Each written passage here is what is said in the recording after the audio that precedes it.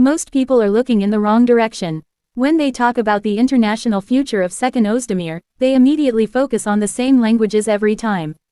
English, Spanish, maybe Russian, maybe French, but quietly, another door has been opening. A much bigger one than many realize. Portuguese. At first, that sounds unexpected. Because Portuguese is rarely treated as a global entertainment language in mainstream discussions. But things didn't stay that simple. Because when you stop looking at language hierarchies and start looking at audience behavior, everything changes. And suddenly, Portuguese stops looking regional. It starts looking strategic. What most people don't notice is this. Portuguese is connected to one of the most emotionally active entertainment audiences in the world. Brazil. And Brazil is not just another market.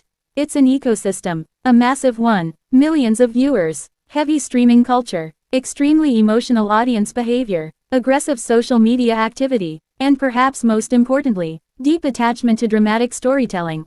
And this is where things start becoming interesting. Because Turkish dramas were never built primarily on spectacle. They were built on emotion. Long emotional arcs, romantic tension, family conflict, psychological struggle, slow-burning relationships, and those exact elements translate unusually well in Brazilian viewing culture. At the beginning, Turkish series expanded strongly into Spanish-speaking regions. Latin America became one of the biggest international spaces for Turkish content. That already changed the perception of what Turkish entertainment could achieve globally. But soon another issue appeared. Saturation. Because once a market becomes crowded, attention becomes harder to maintain. And this is where Portuguese-speaking audiences become important.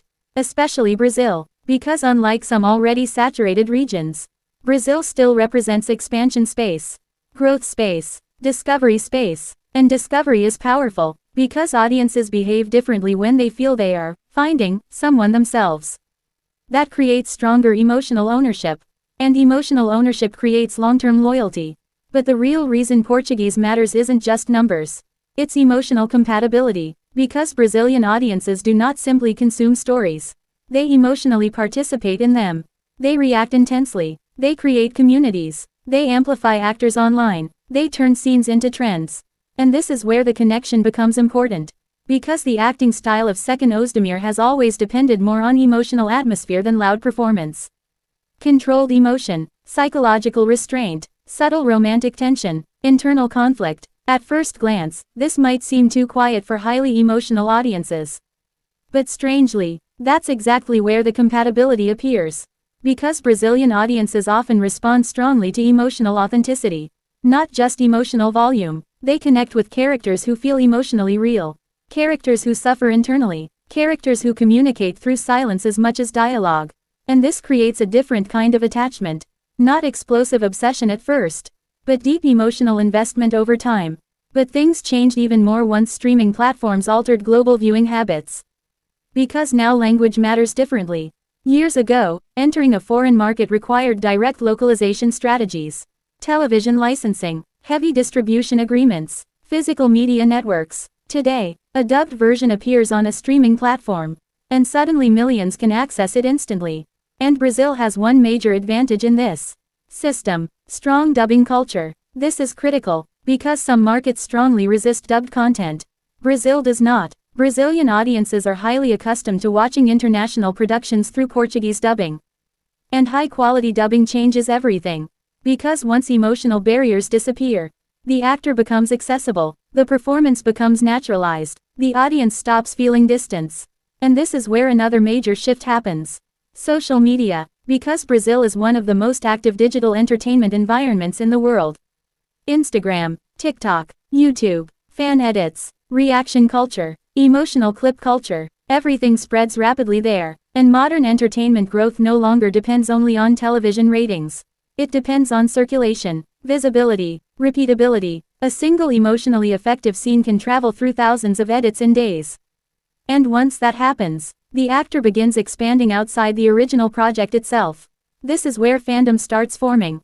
Not only around the story, but around the emotional identity of the actor. And this matters more than most people realize. Because long-term international growth today is increasingly fandom-driven, not industry-driven, the audience itself becomes the marketing system.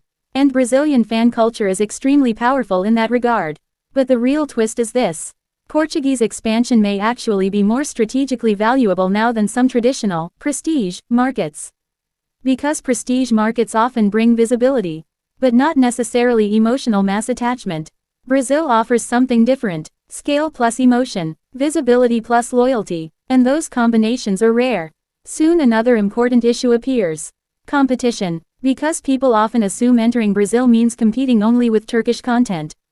It doesn't. The real competition is local Brazilian productions. And Brazil has one of the strongest domestic entertainment cultures in the world. Which means foreign actors cannot survive through novelty alone. They must emotionally integrate into audience habits. And this is where careful positioning becomes essential. Not forced expansion, not artificial branding, but gradual emotional familiarity. This is why Portuguese matters strategically even before speaking the language directly. Because modern expansion begins with accessibility, not fluency. Subtitles, dubbing, streaming algorithms, social media edits. These create entry first. Language adaptation comes later. And over time, small shifts can create surprisingly large outcomes. Portuguese interviews, localized fan engagement, regional promotions, even minimal direct interaction can dramatically increase emotional connection in those markets. Because audiences respond strongly when they feel acknowledged. And acknowledgement creates belonging. But the bigger story here isn't really about Portuguese alone. It's about the future of entertainment itself. Because the old system was centralized. One dominant language, one dominant industry, one dominant path to global success. That system is weakening. Now entertainment moves differently. Multiple languages, multiple regional powers, multiple audience ecosystems. And actors who adapt to this world gain something extremely valuable: distributed relevance. Instead of depending on one market, they exist across many. And that creates stability. Because if one region slows, another continues growing. And this is where Portuguese becomes more than a language. It becomes strategic diversification, a new emotional territory, a new audience ecosystem, a new source of longevity. So when people ask whether Portuguese is important for the future of Seçkin Özdemir's career, the answer is more complex than it first appears. It's not simply about learning a language. It's about entering one of the most emotionally responsive entertainment cultures in the world. A culture deeply connected to drama, to romance, to emotional storytelling, to fandom energy. And in today's entertainment system, those elements are not secondary. They are power. Because global growth no longer belongs only to actors who dominate one language. It increasingly belongs to actors who can emotionally travel across many worlds. And Portuguese, especially through Brazil, may become one of the most underestimated doors to that future.